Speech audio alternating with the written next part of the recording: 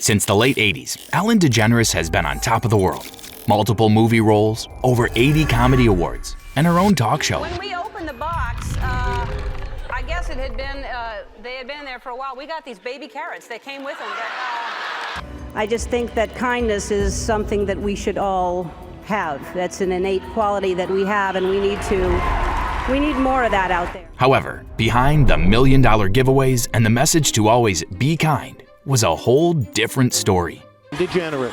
Toxic, phony, hypocrite, liar. Ellen faced multiple call-outs for being the worst boss, performing live humiliation rituals on her show, and being a sadistic psycho who did not care about other people's feelings. Ellen is really mean. She doesn't even pay her workers their salary or be kind to them. She has a huge mansion and she claims to feel like she's in prison. What a privileged Karen. She may pretend to be nice around celebs, but not around her staff. Even her former DJ said, "While I am grateful for the opportunity it afforded me, I did experience and feel the toxicity of the environment, and I stand with my former colleagues in their quest to create a healthier and more inclusive workplace as the show moves forward." Or as comedian Brad Garrett put it, "Sorry, but it comes from the top at The Ellen Show. No more than one who were treated horribly by her. Common knowledge." And before long, this bad reputation and her own actions brought about her deserved downfall. Oh yeah, I got kicked out of show business. Before this low point in her life, Ellen always had a natural talent for stand-up comedy. After dropping out of college to chase comedy full-time, her rise was fast. In just 5 years, she went from hosting small MC gigs at local clubs to being named the funniest female comedian in America and earning her first major TV appearance on The Tonight Show in the 80s.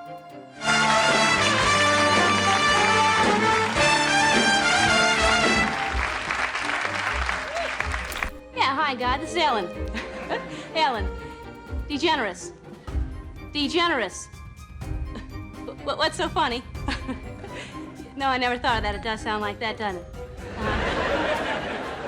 I get it. Listen, if you weren't too bit... Sure, hold on. Ellen's unique dry humor and sharp delivery quickly won people over. She didn't just make audiences laugh. She made them feel connected to her as she always based her jokes on relatable everyday situations. Because of that, many felt it was only a matter of time before she earned a talk show of her own. This kid got potential. I could see her with a talk show. And this foreshadowed Ellen's career because not long after, she starred in her own sitcom, playing a neurotic bookstore owner who navigated life with humor, long rambling thoughts, and sharp observations. The show was a huge hit with fans, and even won multiple Emmy Awards. However, everything changed on April 30th, 1997 after the now famous Puppy episode, where Ellen became the first openly gay lead character on a television sitcom. I think I've realized that I can't even say the word. Why can't I say the word? I mean, why can't I just say... I mean, what is wrong? Why do I have to be so ashamed? I mean, why can't I just say the truth? And fans related to her message. I was 9 when this happened, 9 or 10, and her Time magazine cover was everywhere. There was no sheltering me from it, no matter how the parents tried. I would not have come out 9 years later without her. I certainly wouldn't have had the courage to stick by it when my parents told me I was going to hell without Ellen. While the moment was groundbreaking, it also attracted heavy backlash. And as a result, ABC canceled the show shortly after, and the controversy followed Ellen everywhere she went. Hell, it did make a difference. Huge. And then you had a very tough time. You couldn't get a job. What was that like? Not only couldn't get a job, couldn't get someone on a phone. I mean, they're literally, the show was canceled and no one called me. It was just, I found out, my assistant read it in the paper. And I felt sorry for myself. I felt like this isn't fair. I thought people liked me, and why did this change anything? And I still am the same person, and everything felt horrible to me. Although she continued to land roles in movies and TV projects, that first wave of backlash left a lasting scar on her career. Hollywood became more cautious around her, and the momentum she once had slowly faded. And for a while, it seemed like Ellen's rise had stalled for good. However, the 2000s brought an unexpected turning point.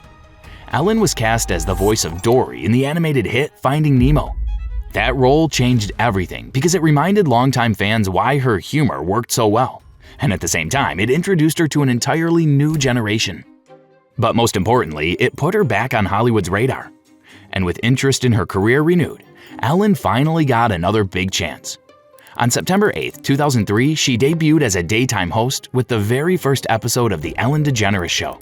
This is our very, very first show, and you are my very first audience. While the show followed the usual talk show format, it was Ellen's bright energy, constant positivity, and warm connection with guests and audience members that made it stand out.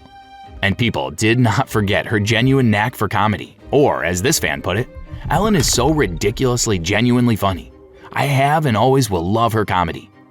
But Ellen's show was not just about funny jokes.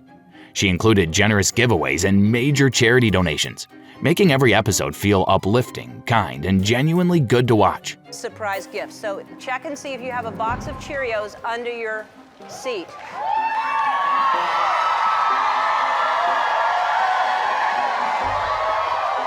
All right. So all of you got, isn't that interesting that what a coincidence all of you would get a box of Cheerios. You're all gonna share this gift. And because of these feel-good moments, The Ellen DeGeneres Show always got strong ratings, making it run for nearly 20 years, all while pulling in millions of viewers every episode. As a result, Ellen collected more than 80 awards for the good job she was doing. Despite these wins, Ellen did not rest. She added her smart use of social media to keep the show everywhere online, and it's easy to see how she became a lasting household name. But that success was never going to last forever. Slowly, the shiny image began to crack, and public opinion started to turn once people looked past Ellen's constant smile. See, over the years, there had always been quiet resentment from those who knew her personally or worked with her behind the scenes. Yes, it was subtle at first, but it never fully went away as the first major warning sign came during the 2007 Writers Guild of America strike. While writers walked the picket line, Ellen chose to continue production and cross it. Some defended her decision, saying she was protecting the jobs of non-writing staff. However, others saw it as a selfish move meant to keep her ratings strong at any cost. And as if it couldn't get any worse for Ellen, around the same time one of her former writers published a blog post pulling back the curtain. It described a very different person than the one audiences saw on TV, especially when the cameras stopped rolling. The anonymous writer said, "We'd watch her in rehearsals, smiling and winning us over with her charm and comic timing. Then the director would yell, 'Cut!' Her face would fall, and she'd level a glare at the writers. 'Why do you keep writing these unfunny jokes?' she'd hiss." As expected, fans were shocked when the allegations first surfaced, but at the time, they didn't seem to stick. And why would they? Ellen still had a wildly successful talk show, regularly hosted major award shows like the Emmys, and remained one of the most popular comedies on television. To many viewers, she was simply too funny and too beloved to be dismissed over what looked like an anonymous complaint. Still, the damage had officially been set in motion, as that moment planted a seed of doubt in people's minds and cracked the foundation of her carefully built image. For the first time, viewers started questioning whether her trademark kindness was always genuine or just part of the performance. At its core, the issue felt simple. If Ellen couldn't show compassion to the people she worked with every day, then was she really the kind of person she claimed to be? By the late 2010s, that doubt had grown into full-blown skepticism as people began sharing clips, writing articles, and putting together compilations highlighting what they believed were Ellen's worst moments. These videos often showed her joking at guests' expense, embarrassing audience members, or letting her polite mask slip just long enough for people to notice. And each clip added to the same growing narrative. But one of the most infamous examples was the gift shop incident. During an episode, Ellen set up a test where audience members were told to take only one item. When one woman took more, Ellen singled her out and publicly humiliated her.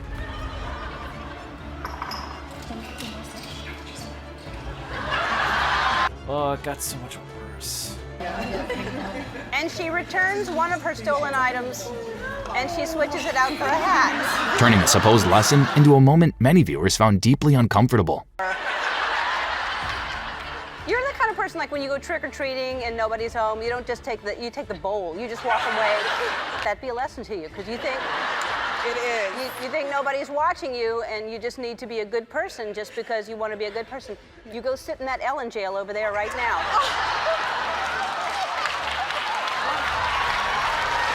And the fans were not happy about this. Wow, that's gross. So basically, she set this entire thing up just so she'd find someone that stole, just so she could publicly humiliate and bully them while she sadistically smiles. This is sadism. She's happy. She orchestrated this entire thing. It's gross. Such a garbage person. At first, all of this could still be brushed off as a few bad moments taken out of context. But that became much harder to do after the New York Times published an article digging into Ellen's return to stand-up comedy and the tension between her on-camera kindness and who she really was off-camera. It also highlighted how deeply she resented people questioning her character. Or as she put it, "That bugs me if someone is saying that because it's an outright lie," she said. "The first day I said, the one thing I want is everyone here to be happy and proud of where they work. And if not, don't work here. No one is going to raise their voice or not be grateful. That's the rule to this day." On the surface, that statement painted her workplace as positive, supportive, and fair. But not long after, that image began to fall apart. On July 17, 2020, BuzzFeed released a report detailing alleged toxic work conditions from one current and 10 former employees of the Ellen DeGeneres show. One former employee said, "That be kind bullshit only happens when the cameras are on. It's all for show. I know they give money to people and help them out, but it's for show." Other former staff members described an environment where favoritism was common and complaints went nowhere. Some alleged racist remarks made by upper management, while others spoke about constant fear and surveillance. However, one former employee stated that because the show is in Ellen's name, she really needs to take more responsibility for the workplace environment. If she wants to have her own show and have her name on the show title, she needs to be more involved to see what's going on. I think the executive producers surround her and tell her things are going great, everybody's happy, and she just believes that, but it's her responsibility to go beyond that. Even if Ellen wasn't directly responsible for the toxic work culture on her show, many people still saw her as the face of it all. So when these issues came to light, viewers felt she had to answer for them, especially since the problems were described as long-running, not isolated mistakes. First time about what it was like working for Ellen DeGeneres. Toxic, phony, hypocrite, liar. That's what she is. She was a producer with Ellen from the very beginning in 2003. These claims only become more compelling when you factor in the viral Twitter thread from Kelvin Porter, which mentions several unpleasant interactions with fans Ellen had over the years. One read, "When I was 15, at the Ellen Show was doing a contest of fans making a bust of her and sending it to her. I worked so hard on this and even wrote her a letter. Weeks later, she used it as a prop in a game and gave it away to a random person with $500 attached to the bottom." In response to mounting public outrage, Warner Media immediately investigated and fired the 3 offending executives. Not long after, on July 30, 2020, Ellen DeGeneres sent a memo to her employees addressing the controversy and trying to ease the tension by saying, "On day 1 of our show, I told everyone in our first meeting that the Ellen DeGeneres show would be a place of happiness. No one would ever raise their voice, and everyone would be treated with respect. Obviously, something changed, and I am disappointed to learn that this has not been the case. And for that, I am sorry. As we've grown exponentially, I've not been able to stay on top of everything and relied on others to do their jobs as they knew I'd want them done. Clearly, some didn't. That will now change, and I'm committed to ensuring this is not happening again."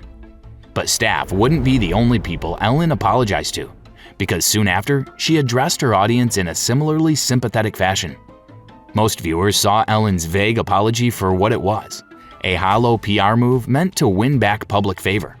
Still, she tried to push a different story.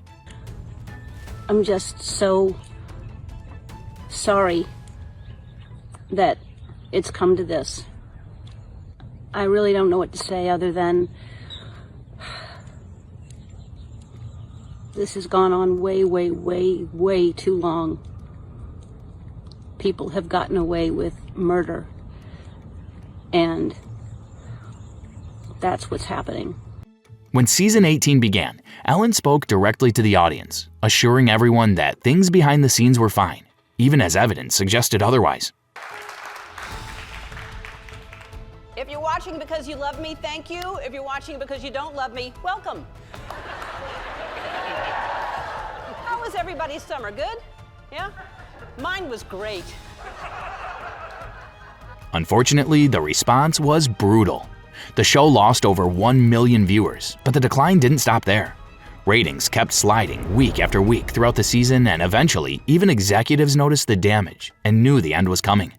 By May 2021, Ellen officially announced that season 19 would be her final goodbye. Welcome to our very last show. I walked out here 19 years ago and I said that this is the start of a relationship. And today is not the end of a relationship. It's more of a little break. It's you can see other talk shows now.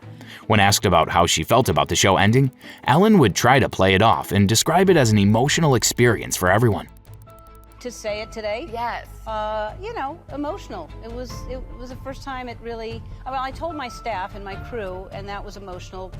And I'm glad that before it leaked, I got to tell my staff and my crew from my own words that they didn't hear it anyplace else, and that was emotional because I haven't been sleeping. I've been trying to anticipate how to tell them, and hope that everybody would take it okay. A lot of people were very emotional, and I got emotional. So that was that first step, and then today was the first time telling everybody else. So it was. However, when questioned about the scandal behind her falling ratings, Ellen's tone shifted, and her words became noticeably colder. There was an allegation of a toxic workplace. You had to get rid of 3 top managers here. People went after you personally. Did that have anything to do with this decision? Well, it certainly, if it was why I was quitting, I would have not come back this year, because everything happened, what you're talking about, is last summer. And honestly, I really did think about not coming back, because it did, I mean, it was devastating.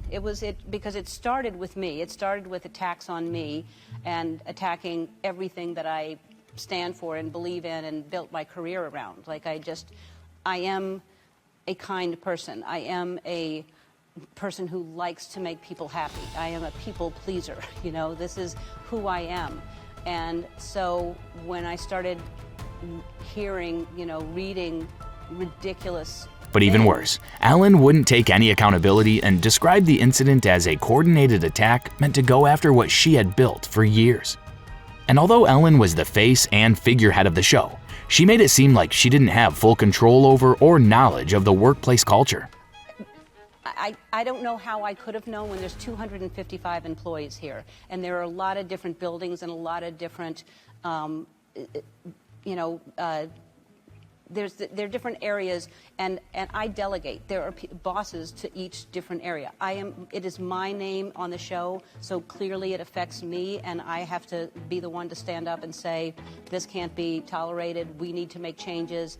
How can we? What can I do? Unless I literally, stayed here, until the last person goes home at night and checked in with 255 people. But I do wish somebody would have come to me and said, hey, something's going on that you should know about. But there's no way that I could, I wish I... As you'd expect, no one was going to buy Ellen's claims of ignorance, with commenters stating, guests talking about a happy atmosphere is very different than the atmosphere staff work in. As well as, perfect illustration of treat people the way you want to be treated. Imagine if she had treated her staff the way she treated many of her celebrities. This would have never happened. So, the real problem was the disconnect. Ellen treated the controversy like a one-off mistake, while staff and viewers saw a pattern that had been building for years. In the end, her lack of sympathy and concern exposed the truth that the show's warm, uplifting message wasn't real. It only existed when the cameras were on. Worse still, these revelations reshaped old rumors, making them feel far less like gossip and far more like warning signs. Ray. Dana DiMatteo. This audience member on The Ellen Show is now revealing how she went from thrilled to getting really upset. You just expect a lot when you go to meet your idol, and then when you get disappointed, it's like such a letdown. In 2018, Dana DiMatteo flew from Chicago to Los Angeles and was delighted to be picked out of the audience to have some fun with Ellen. That same harshness showed up one last time in 2024, during Ellen's final comedy special, For Your Approval, leaving little room for doubt. From brushing past the toxic work culture tied to her show to throwing sharp, dismissive remarks at former fans and coworkers, Ellen seemed determined to push people away. Instead of showing reflection, she leaned into the criticism, almost daring viewers to turn on her. And they did.